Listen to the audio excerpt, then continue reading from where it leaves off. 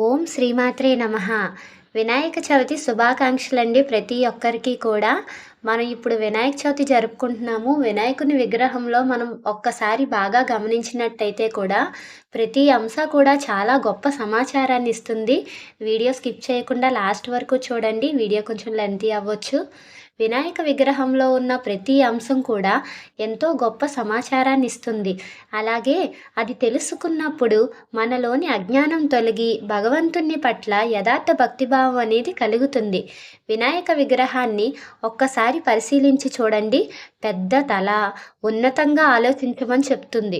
పెద్ద చెవులు, ఎక్కువగా వినమని, చిన్ని కళ్ళు, శ్రద్ధగా చూడమని, చిన్న నోరు, తక్కువగా మాట్లాడమని, అలాగే గొడ్డలి, చెడును తెంచమని, తాడు, మంచిని గట్టిగా పట్టుకోమని, కరుణ, తోటివారిపై కరుణించమని, పెద్ద బొజ్జ, ఇతరుల లోపాలను కడుపులో దాచుకోమని, ఎలుక, కోరిన కోరికలను అణిచిపెట్టుకోమని, వక్రతుండం, ముక్కుసూటిగా మాట్లాడమని, ఏకదంతం, ఏకం ఏవ అద్వితీయం బ్రహ్మ భగవంతుడు అద్వితీయుడు అని అర్థం. ప్రసాదం, నీ కోసం దేవుడు ఈ సృష్టినే ప్రసాదించాడు అని అర్థం. మోదకం, సత్కర్మల పుణ్యఫలం. తామర పువ్వు, ప్రాపంచిక విషయాలకు అంటకుండా ఉండమని మనకి వినాయక విగ్రహం తెలియచేస్తుంది. పూర్తి వివరణతో వినాయకుడు ఒక దేవత మాత్రమే కాదు, ఈ ప్రకృతిలోని శక్తికి ప్రతిరూపం అని నమ్మేవారు అందరూ కూడా. అయితే ఎవరి నమ్మకం ఎలా ఉన్నా సరే గణేశుని ప్రతిరూపం నుంచి నేర్చుకోవలసినవి చాలానే ఉన్నాయి. తల, మనిషి ఏనుగు తల అన్న మాటే చాలా చిత్రంగా కనిపిస్తుంది. కానీ పెద్ద తల గొప్ప బుద్ధిని సూచిస్తుందంటారు. పైగా ఏనుగుకి ఉండే జ్ఞాపక శక్తి చాలా అమోఘం కదా. అయితే జీవితంలో ముఖ్యమైన విషయాలు ఎన్నటికీ మర్చిపోకూడదు అన్న సూచన శరీరంతో పాటుగా బుద్ధికి కూడా సమాన ప్రాధాన్యత ఇవ్వాలన్న హెచ్చరిక ఏనుగు తలలో కనిపిస్తాయి. వినాయకుడికి బుద్ధి ప్రదాత అని ఊరికనే అనలేదు కదా. అలాగే చెవులు, ఏనుగు చెవులు చాలా పెద్దగా ఉంటాయి. ప్రతి మాటని కూడా అవి శ్రద్ధగా ఆలకించాలని సూచిస్తాయి. అవతలి మనిషి వాదన పూర్తిగా విన్న తరువాతే నిర్ణయం తీసుకోవాలని చెబుతాయి. ఈ కాలంలో అంతా తక్కువ విని ఎక్కువ మాట్లాడుతున్నారు. కానీ ఎక్కువగా విని తక్కువగా మాట్లాడాలనే సూత్రాన్ని ఈ ఏనుగు చెవులు సూచిస్తాయి. అలాగే కళ్ళు, ఏనుగు కళ్ళు చాలా సునిశితం అంటారు. ప్రతి విషయాన్ని పై నుంచే కాకుండా చాలా సూక్ష్మంగా పరిశీలించాలన్న సూచన మనకి ఇందులో కనిపిస్తుంది.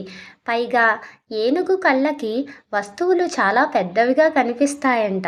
ప్రమాదాన్నైనా సరే అవకాశాన్నైనా ముందుగానే పసిగట్టగల దూరదృష్టి పెంపొందించుకోవాలని ఇవి చెబుతున్నాయి. తొండం, ఏనుగు తొండం నోటికి అడ్డంగా ఉంటుంది. చెట్లను పెగలించడం దగ్గర నుంచి ఆహారాన్ని అందుకోవటం వరకు కూడా అన్ని పనులు చేసేస్తుంది. అది చేస్తాం ఇది చేస్తాం అని నోటుమాటగా వాగ్దానాలు చేయడమే కాదు, ఆ మాటలను నిజం చేసుకోవాలనే సూచన ఏనుగు తొండం మనకి అందిస్తుంది. చేతులు, రోజులు మారాయి కానీ ఒకేసారి 4 పనులు చేయందే జీవితం గడవడం లేదు. దీన్నే మల్టీటాస్కింగ్ అని కూడా అంటున్నాము. ఇప్పుడు వినాయకునికి 4 చేతులు ఈ మల్టీటాస్కింగ్నే సూచిస్తాయంట. పైగా ఒక చేతిలో ఉండే వస్తువు ఒక్కో లక్షణానికి ప్రతీక. వినాయకునికి ఒక చేతిలో మోదకం అనే తినుబండారం కనిపిస్తుంది. అంటే ప్రపంచాన్ని ఆస్వాదించాలి అని చెప్తుంది.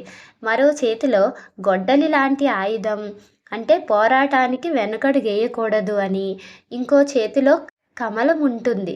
ప్రపంచంలో ఉంటూనే అతీతంగా ఉండటానికి, జ్ఞానం కోసం ప్రయత్నించడానికి, తనని తాను తెలుసుకునే ప్రయత్నం చేయడానికి కమలం ఒక చిహ్నం. అలాగే 4వ చేయి అభయాన్ని అందిస్తూ ఉంటుంది. అంటే సాయం చేయడానికి నేను సిద్ధంగా ఉన్నాను అన్నట్టు సూచిస్తుంది. ఉదరం. వినాయకుని ఉదరం సమృద్ధికి చిహ్నం. ఆహారాన్ని పరిపూర్ణంగా ఆస్వాదించాలనే సూచన. నిండైన పొట్ట ఉన్న లాఫింగ్ బుద్ధా విగ్రహాలు ఇప్పుడు ఇంటింటా కనిపిస్తున్నాయి. నిజానికి లాఫింగ్ బుద్ధాని పోలిన వినాయకుడు మనకి ఉండనే ఉన్నాడు కదా. అలాగే ఎలుక చాలా చపలచిత్తంగా అటు ఇటు తిరుగుతూ ఉంటూ మన ఇంద్రియాలు కూడా అంతే. ఎటువైపు పడితే అటువైపు కూడా పరుగులు పెడుతూ ఉంటాయి. వాటిని అదుపులో ఉంచుకోవాలనే సూచనని మూషిక వాహనుడు మనకి అందిస్తున్నాడు. మూషికాన్ని అహంకారానికి చిహ్నంగా పోల్చేవారు చాలామందే ఉన్నారు. దాని మీద కూర్చోవడం వల్ల ఆ అహంకారాన్ని అణిచివేయాలనే సూచన కూడా మనకిక్కడ విఘ్నేశ్వరుడు తెలియచేస్తున్నారు. ఆసనం. చాలా సందర్భాల్లో వినాయకుడు ఎడమకాలు ముడుచుకుని కుడికాలు కిందకి ఉంచి కనిపిస్తారు. ప్రశాంతంగా ఉంటూనే అవసరమైనప్పుడు ఎలాంటి కార్యాన్నైనా సరే ఎదుర్కొనేందుకు సిద్ధంగా ఉండే తత్వానికి ఈ ఆసనాన్ని ప్రతీకంగా భావిస్తారు. మనిషికి కావాల్సింది అదే కదా. స్థిర చిత్తంతో ఉండాలి. కానీ ఎలాంటి సమస్యనైనా ఎదుర్కోవడానికి వెంటనే అప్రమత్తతై ఉండాలి. ఇవండి వినాయకుని రూపం వెనుక కనిపించే అర్థాలు. అయితే కొన్ని నిజమైనా కొన్ని కాకపోయినా ఈ వాదనలన్నీ కూడా మనకి భక్తిభావంతో వచ్చినవే. రోజువారీ జీవితంలో ఉపయోగపడేవే కదా. ప్రతి ఒక్కరూ కూడా ఆ విఘ్నేశ్వరుడికి నమస్కరించుకొని ఇప్పుడు మనం విఘ్నేశ్వరుని వ్రత కథ గురించి తెలుసుకుందాం. శ్రీ వినాయక వ్రత కథ. పూర్వకాలంలో గజాసురునికి ఇచ్చిన వరం వల్ల పరమేశ్వరుడు గజాసురుని కుక్షిలో ఉండిపోయాడు. శివుని జాడలేక ముల్లోకాలు తల్లడిల్లిపోయాయి. గజాసుర ఉదరములో శివుణ్ణి కనుగొన్న బ్రహ్మ విష్ణులు గంగిరెద్దుల వాని వేషంలో గజాసురుని వద్దకు వెళ్ళి ఆటపాటలతో మెప్పించగా ఆ గజాసురుడు సంతోషించి ఏం వరం కావాలో కోరుకోమన్నాడు. అందుకు ఆ గంగిరెద్దుల వేషంలో ఉన్న బ్రహ్మ విష్ణులు, గజాసుర, పరమశివుడు లేని ముల్లోకాలు కూడా చాలా అల్లాడిపోతున్నవి. నీవు నీ కుక్షియందు నిక్షిప్తం చేసుకున్న శివుణ్ణి మాకిమ్మమని కోరారు. మాట మార్చకుండా గజాసురుడు సరే అన్నాడు. నంది తన కొమ్ములతో గజాసురుని పొట్ట చీల్చి శివుణ్ణి బయటకు తీసుకువచ్చారు. అంతటా గజాసురుడు, శివ, నీవు నా శిరస్సుకు గణ్యతను చేకూర్చి నీవు నా చర్మం ధరించాలని వరం ఇమ్మని కోరుకున్నారు. పరమేశ్వరుడు సరే అన్నారు. ఆ సర్వేశ్వరుడు బ్రహ్మ, విష్ణు, ఇంద్రాదులు దేవలోకానికి బయలుదేరారు. అయితే వినాయకుని జననం. పరమేశ్వరుడు వస్తున్నాడన్న వార్త కైలాసంలో ఉన్న పార్వతీదేవికి తెలిసి అభ్యంగన స్నానం చేసి పతికి స్వాగతం పలకాలని అభ్యంగన స్నానానికి తయారైంది ఆ తల్లి. తన వంటికి ఉన్న నలుగు పెట్టుకుని మిగిలిన నలుగు పిండితో ఒక బొమ్మను తయారు చేసి తన తపశ్శక్తినంతా కూడా ఆ బొమ్మకు ప్రాణప్రతిష్ఠ చేసి మందిరం వద్ద కాపలా ఉంచి ఎవ్వరినీ లోపలికి రానివ్వొద్దని చెప్పి స్నానానికి వెళ్ళింది. గజాసురుని నుండి విముక్తిని పొంది కైలాసానికి వచ్చిన పరమేశ్వరుడు లోపలికి వెళ్ళబోగా గుమ్మం వద్ద ఒక చిన్న బాలుడు అడ్డగించాడు. తాను ఈ కైలాసానికే అధిపతినని పార్వతీ భర్తనని చెప్పారు పరమశివుడు. నువ్వెవరివైనా సరే వెళ్ళడానికి వీల్లేదన్నాడు ఆ బాలుడు. వాదా ప్రతివాదాలు పెరిగాయి. పట్టుదల పెరిగి శివుడికి కోపం వచ్చింది. ప్రమదగణాలు కూడా ఆ బాలుని ముందు ఓడిపోయాయి. తాళలేక శివుడు ఓపిక తాళలేక శివుడు త్రిశూలంతో బాలుని శిరస్సుని ఖండించాడు. పార్వతీదేవి వచ్చి నిర్జీవుడై ఉన్న బిడ్డని చూచి, నాదా, పసివాడిని ఇంత దారుణంగా హింసిస్తారా అని ఆ తల్లి రోధించింది. శివుని మనస్సు అర్థమైంది. తన తొందరపాటుకు చింతించాడు. నీ బిడ్డని బ్రతికిస్తానని పార్వతీదేవికి మాట ఇచ్చాడు. వెంటనే తన పరివారాన్ని పంపించి ఉత్తరముఖంగా పడుకుని ఉన్న శిరస్సును తెమ్మన్నాడు. ఆ పరివారం ముల్లోకాలు కూడా గాలించారు. ఎక్కడా ఏ ప్రాణి కూడా దొరకలేదు. వెతకగా గజాసురుడు ఉత్తర దిక్కుగా పడుకుని మరణ స్థితిలో ఉన్నాడు.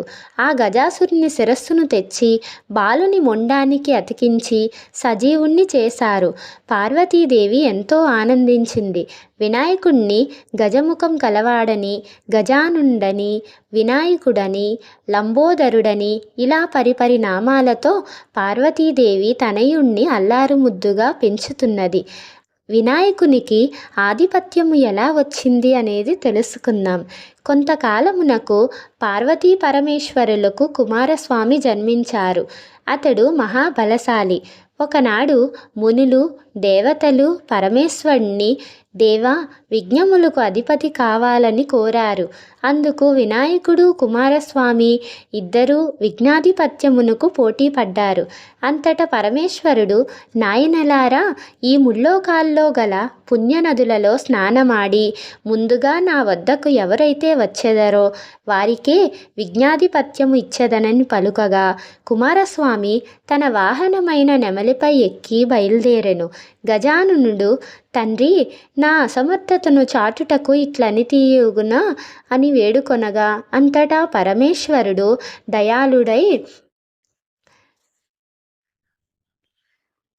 కుమారా, నారాయణ మంత్రమును ఒకసారి జపించిన వారికి ముల్లోకములలో గల సమస్త నదుల యందు స్నానమాచరించిన ఫలం కలుగునని చెప్పగా, ఆ గణపతి కైలాసమునే ఉండి నారాయణ మంత్రం జపించుచు తల్లిదండ్రులకు ముమ్మారు ప్రదక్షిణ చేయగా, కుమారస్వామికి తాను వెళ్ళే నదులకు గణపతి ముందుగానే వెళ్ళి స్నానాదులాచరించి ఎదురు వస్తుండేవాడు.